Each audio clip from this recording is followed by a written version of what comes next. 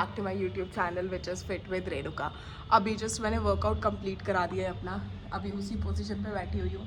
मेरी विंडो अभी तक ऑन है। आज मैंने कैसे जुगाड़ करा है क्योंकि बारिश आ रही थी, बूंदें पड़ रही थी, बट फ़ोन वाटरप्रूफ है, लैपटॉप नहीं है, तो मैंने लैपटॉप को चेयर से ढक दिया। लेकिन फिर मुझे याद आया कि अगर बारिश तेज़ हो गई ना तो मुझे पूरा एंटायर सेटअप ना अंदर रखना पड़ेगा क्योंकि वहाँ पर स्विच बोर्ड भी लगा हुआ है, तो ऑफकोर्स उसके अंदर तो पानी डाल नहीं। Back to the house chores. झाड़ू आ गई है हाथ में, सारी तरफ झाड़ू लगानी है। ये बेड पे गंदे कपड़े रखे हैं, इनको ऊपर डाल के आने हैं। बस झाड़ू पोछा करना है। भिंडी की सब्जी बना दी है, रोटी बना दी है। अब बस कुछ नहीं करना, सफाई करके नहा धो के अपने काम पे लगना है। जग्गू ना अभी ऊपर गया है, उसको पता नहीं है कि मैं रूम में रेडी हो रही थी, और अभी जाकर ना उसको सरप्राइज़ देते हैं। देखना उसका रिएक्शन।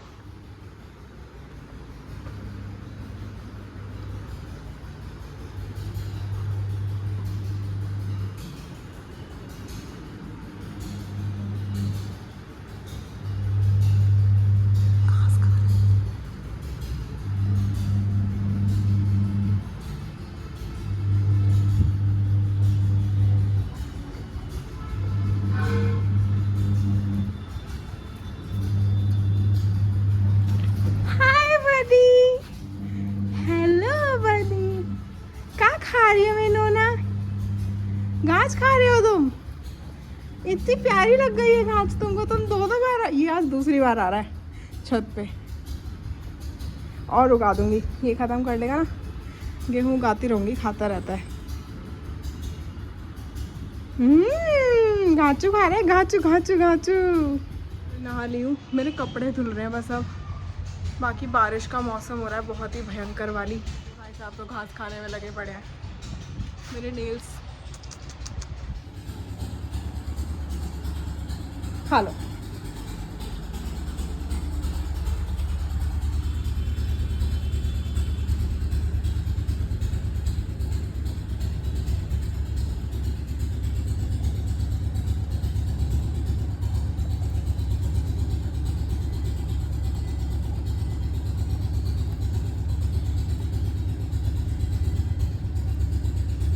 सवा 3 बज रहे हैं एंड सारा काम हो चुका है। मैंने ऑफिस भी लॉग इन कर दिया है, खाना वगैरह सब खा लिया, मम्मी ने भी खा लिया। अब बस बैठी हूँ, सोच रही हूँ थोड़ी देर सो जाऊँ। अभी जस्ट मैंने अपना लंच किया है। पीछे मेरा खुद का व्लॉग चल रहा है, मैं व्लॉग देख रही थी अपना। मैंने कहा देखूँ मैं, क्योंकि एक्चुअली मैं एडिट कर देती हूँ बट मैं देख नहीं पाती, तो फ्री टाइम होने पर मैं देखती हूँ, तो मैं वही कर रही हूँ। अभी व्लॉग देख रही थी अभी। व्लॉग देखते देखते ना मेरे को एक चीज़ नोटिस हुई, और वो ये नोटिस हुआ कि ना life is very easy when you earn. Okay, अगर आप खुद का पैसा कमा रहे हो ना, आप बहू हो, बेटी हो, आप सास हो, माँ हो, बहन हो, कुछ भी हो, लेकिन अगर आप अपना खुद का पैसा कमा रहे हो तो आपकी लाइफ बहुत इजी हो जाती है। जीता जाता एग्जाम्पल मैं हूँ, मैं आपको रियलिटी बता रही हूँ ये चीज़।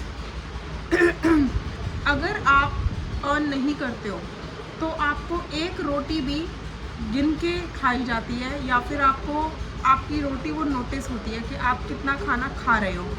लेकिन अगर आप, एक सेकंड में इस ब्लॉग को बंद कर दूँ तब मैं आपको बताऊँगी, ये डिस्टर्ब कर रहा है मुझे। लेकिन अगर आप खुद का पैसा कमाते हो, आप खुद का राशन भरते हो, खुद की अर्निंग करते हो ना, तो आप जितना मर्ज़ी जैसा मर्ज़ी खा सकते हो। ऐसा नहीं है, मतलब हेल्थ कॉन्शियस ऑफकोर्स आपको अपने लिए होना चाहिए, बट उसके अलावा आपको ससुराल में, मायके में कोई रिस्ट्रिक्शंस नहीं मिलेंगे।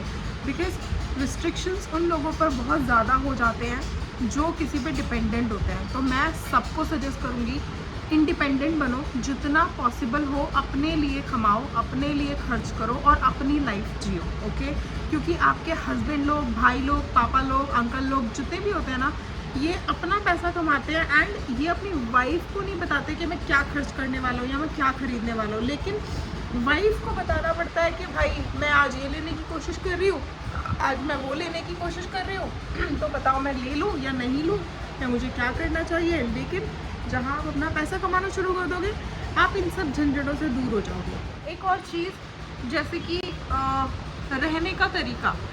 मैं अभी ससुराल में हूँ, ठीक है। अभी तक मैं अपने घर में, अपने फ्लैट में रह रही थी, रेंट पे रह रही थी, वहाँ मेरी मदर इन लॉ का कोई इंटरप्शन नहीं था। मेरी मदर इन लॉ एक्चुअली, मैं सबसे छोटी बहू हूँ, तो ऑलरेडी जो 4 बहुएँ हैं उनकी लाइफ में भी बिल्कुल इंटरफेरेंस नहीं देती हैं, कुछ नहीं कहती हैं किसी को। वो इवन अपनी बेटी तक की लाइफ में इंटरफेरेंस नहीं देती है। उनकी बेटी जैसे जीना चाहती है वैसे जीती है, जैसे उनके ससुराल वाले रखते हैं वैसे रहती है, जैसा वो खुद रहना चाहती है वैसे रहती है। तो उनकी लाइफ में भी कोई रिस्ट्रिक्शंस नहीं है। और मेरी सास का भी वही सीन है कि मेरे ऊपर कोई रिस्ट्रिक्शंस नहीं लगाती है। उनका सिंपल सा ये कहना है, जियो और जीने दो। वो सब चीज़ें करती हैं और मैं वो चीज़ें करती हूँ जो मुझे पसंद है। उनको भी कोई चीज़ नहीं पसंद आती है तो वो ऐसे नहीं कहती कि मैं तुझे कल से ये चीज़ देख ना लूँ, नहीं। अगर वो उन्हें कोई चीज़ पसंद नहीं आती है ना, तो वो पूछती है कि क्या ये चीज़ ज़रूरी है या इसको बदल के कुछ और किया जा सकता है। तो मेरे को ज़्यादा अच्छा लगता है कि चलो ठीक है। फॉर एन एग्ज़ाम्पल बताती हूँ, कल अभी जो मॉर्निंग में आपको एक झाड़ू लगा रही थी ना, जब तब का अगर आपने टाइम देखा हो, मैंने नाइट सूट पहना हुआ था। वो नाइट सूट एक्चुअली कल मैं दिन में पहनने वाली थी, तो वो मैंने नया मंगाया था। 500 रुपये का है शायद, वो 400 या 500 रुपये का, ठीक है। एक्चुअली मैं वो ना मम्मी को धुलने के बाद, जब मैंने वो धुल दिया था, मम्मी कह रही है ये धुलने के बाद ना पुराना कपड़ा लग रहा है, ये नया लग ही नहीं रहा, तो ये कैसा मंगाया है, अच्छा नहीं लग रहा है, ठीक है। तो मैंने मम्मी को वही बोला, मैंने कहा मम्मी ये ना रेयॉन का कपड़ा है तो ये इसी तरीके का हो जाता है। कह रही है ऐसा ही संगीता मंगाती थी, मुझे पसंद नहीं आते। तो मैंने कहा अच्छा ठीक है, मैंने कहा देखती हूँ, अगर अच्छा लगा तो ठीक है, नहीं तो रिटर्न कर देंगे। फिर मैंने पहना उसे, मैंने पहन के देखा कि वो एक्चुअली में नाइट पर्पज़ का ही है, वो डे पर्पज़ का है ही नहीं। तो मैं नीचे गई नहीं, मैंने मम्मी को दिखाया ही नहीं मम्मी मैं कैसी लग रही है इसमें, क्योंकि मुझे पता चल चुका था कि मैं खुद ही अच्छी नहीं लग रही हूँ। तो हमारे अंदर इतने सेंस होते हैं कि हम किस कपड़े में अच्छे लग रहे हैं, किस कपड़े में हम कॉन्फिडेंट है, क्या है।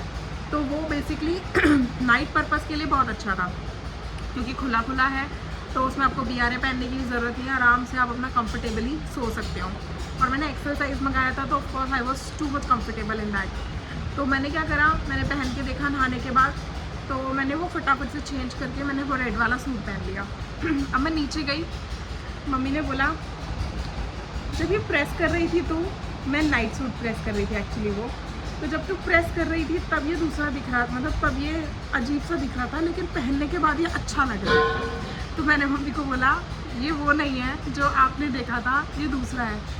कह रही तभी मैं कहूँ ये नया लग रहा है, वो अच्छा नहीं लग रहा था। मैंने कहा कोई नहीं, वो मैंने इसीलिए नहीं पहना, वो मुझे भी अच्छा नहीं लग रहा था, तो वो नाइट के पर्पज़ से ही है, मैं नाइट में ही पहनूंगी, अभी मैंने इसलिए सूट पहना है। तो दिस इज़ हाउ मेरी जो सास है कम्युनिकेट करती है टू द बहू। वो ऐसे नहीं करती है कि अपना डोमिनेट कर दे, मुझे ये तो पहनते हुए ना दिख जाए, मेरे घर में ये नहीं चलेगा, ऐसे कपड़े नहीं पहनने, वैसे कपड़े नहीं पहनने, नहीं, ऐसा कुछ नहीं है। मैं अच्छी लगती हूँ उन्हें तो वो अच्छा लगना बोल देती है, मैं उन्हें बुरी लगती हूँ तो वो बोल देती है कि लली क्या ये चेंज हो सकता है, वो पूछ लेती है, वो ये नहीं कहती कि तुम्हें करना ही करना है चेंज। तो ये होती है एक कम्युनिकेशन। मिसकम्युनिकेशन करके लाइफ में झगड़े नहीं पालने चाहिए, कम्युनिकेशन करो। और कम्युनिकेशन उन्हीं से होती है जो खुद की इंडिपेंडेंट लाइफ जीते हैं। मैं इंडिपेंडेंट लाइफ जीती हूँ, मेरी सास इंडिपेंडेंट लाइफ जीती है, तो हम दोनों ही एक दूसरे की लाइफ में इंटरप्शन बिल्कुल नहीं करते, इसीलिए लाइफ चलती है। तो मैं बस वही कह रही थी कि जितना हो सकता है इंडिपेंडेंस को चुनो, जितना हो सकता है सेल्फ डिपेंडेंट बनो, किसी और पे डिपेंडेंट मत बनो। ओके, आज के लिए मैं यही ज्ञान देती हूँ, बाकी ब्लॉग पे चल ही रहा है।